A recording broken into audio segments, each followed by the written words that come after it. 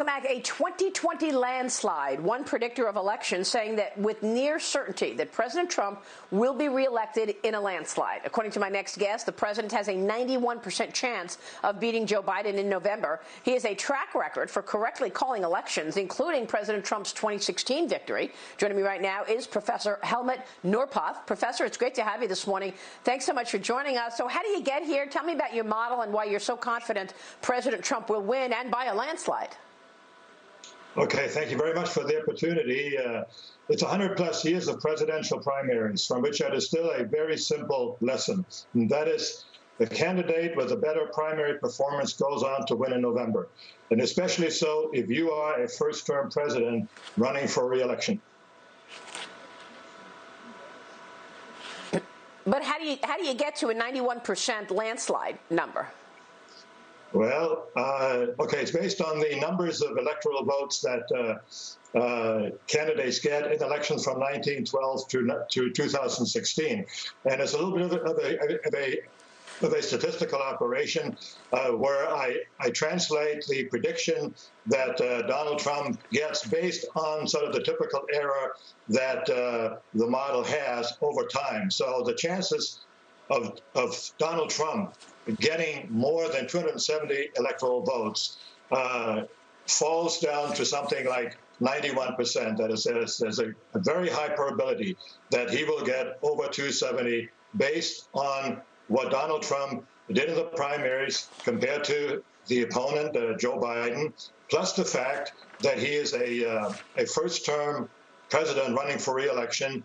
And we all know that very few of those lose. But what is less well known is what the impact is of how these candidates do in the primaries, and that's sort of what I've added. And it's a lot of numbers, but it comes out very strongly to this kind of a very high probability. And Helmut, your model ignores the polls. You think that the polls that we see so much in the media, that they're no longer representative of the electorate, right? Tell me about that. Well, I mean, we've seen this before. We've seen this in 2016 when throughout the election year, Hillary Clinton had a substantial lead. Donald Trump was trailing just about all the time. And it's sort of interesting, it's sort of eerie to look at the polls right now, and you compare 2016 and 2020. It looks like a carbon copy. And I don't know enough about the inside workings of these polls, whether they've learned anything, whether they do anything different. I have a sense, a suspicion that pollsters have a problem with Donald Trump.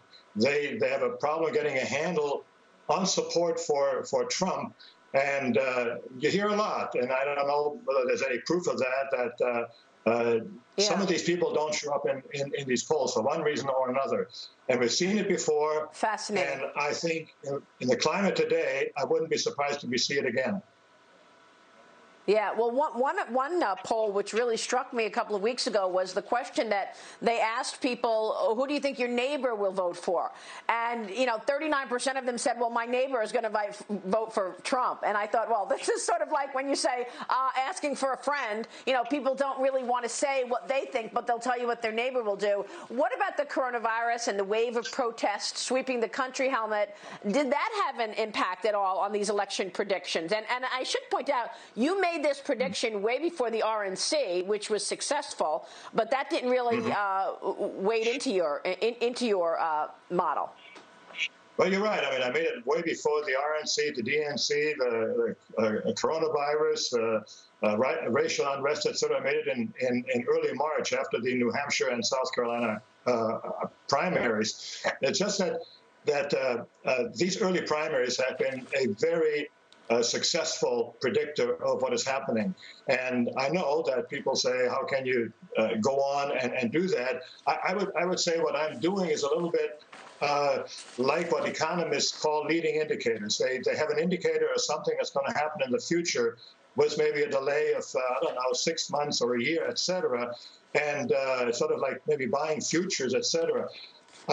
And so what is happening in these early primaries is somehow an indicator about how candidates perform, even maybe in situations that are novel. And so I expect that what we see there will materialize. And if it doesn't, well, I mean, I have a chance of being wrong. So, but I think it's a very small chance.